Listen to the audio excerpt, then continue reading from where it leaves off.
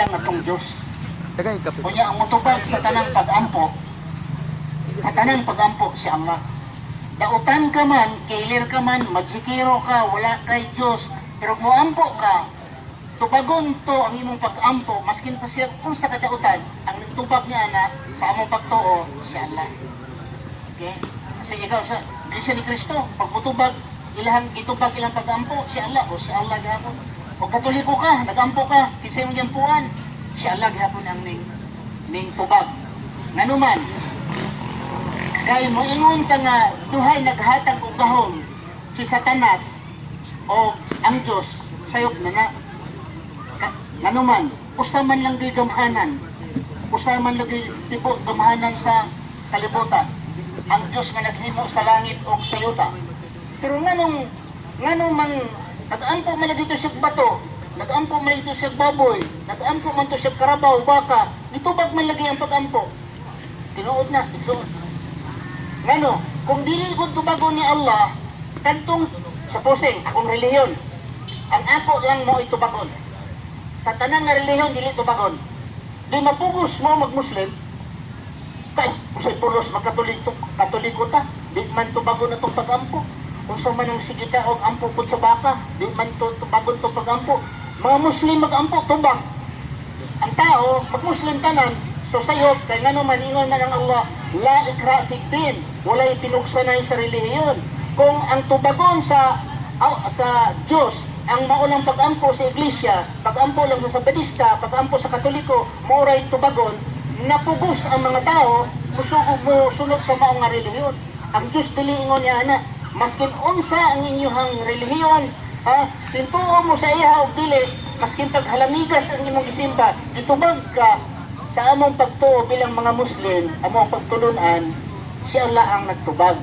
Ay matod pa, ang mga naa sa tama nga pagtulunan, ang pagtubag sa Allah, mo'y makapaligoon sa ilang pagtuo.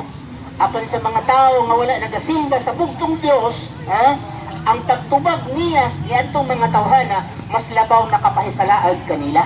Pananglitan karon, namang ginagampog baka, ang mga Hindu, nag-ampo mayag baka. Nakadawat siya og trabaho, yung siya, tabangi ko makakita kong trabaho, kinaugmaan ay trabaho. Kantong tawhana, magsigay na dito, pakayang simba. Pero dili siya tupagon, mapugos siya muhawa dito, so mao na, ayaw mo katingala nga, maskin yung sa atong relihiyon, tubag man lagi. Niluntong mo upang nga, gitubag man lagi itong iyaha.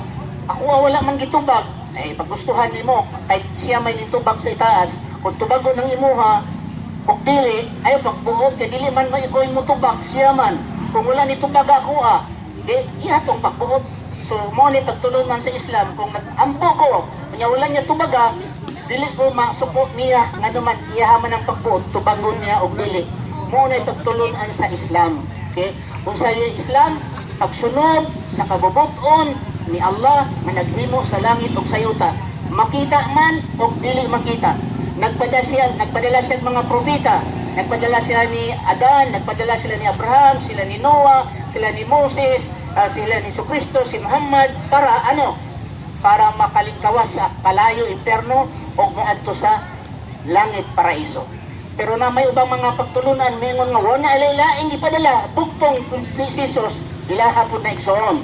Pero ang pagtulunan, ang tanan nga mga propeta nga gipadala sa Diyos, sila ang dalan paingon sa kaluwasan. Kaya walay propeta nagtudlo o supak sa gitudlo sa Diyos.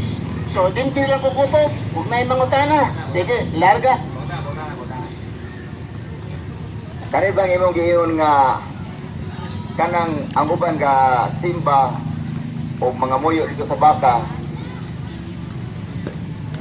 ingon nimo suko gawas kung mga muyo ka sa bugtong nga Dios. Kining bugtong nga Dios, mutuo ba mo nga naa siya ipadala? Tapong gisul sa galinga ang mga propeta, kanang mga propeta, yan ang ipadala. Ang mga propeta. Pareha panalitan nila ni Abraham, okay, ni Isaac, ni Enoch, Elijah, Abel si Muhammad. Okay, kining tanan nga propeta nga atong naiskutan, iba man nasaysay kay mas makasamari man ka kay dati mga Christian nga kauban pa kita sa una. Kining mga propeta ha, nakahimo ba ni sila sa ginahimo ni Jesus? Igsoon, matag propeta, lahi-lahi ang ilahang paghimo o mga milagro. Naapamiingon nga si Kristo naghimog milagro.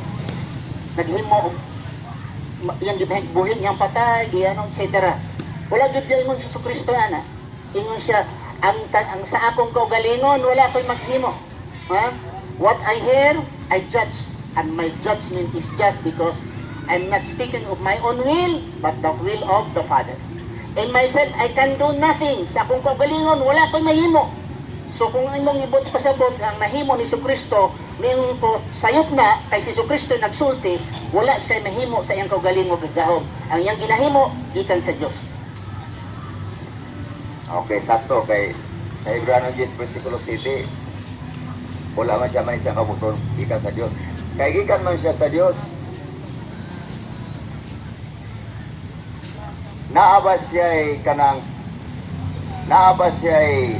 kanang power nga lahi sa ordinaryo nga tao, lahi sa mga ordinaryo nga propeta nga angay na to siya inon nga kini siya kanang pinadala gini siya sa Dios kay lahi ni sa uban nga propeta. Sa inyo bang teaching sa Islam, unsa ang inyong mahatag nga kalahian kang Jesus Christ pananglitan? Ang pag-ingon nga lahi gid ni siya, ang buot kasabot nga mo gid siya tinuod nga propeta kay lahi siya sa uban.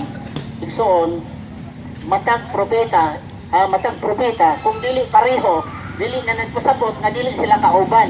Isa lang rin na nagpadala nila. Kay si Kristo, na nahimo ni Kristo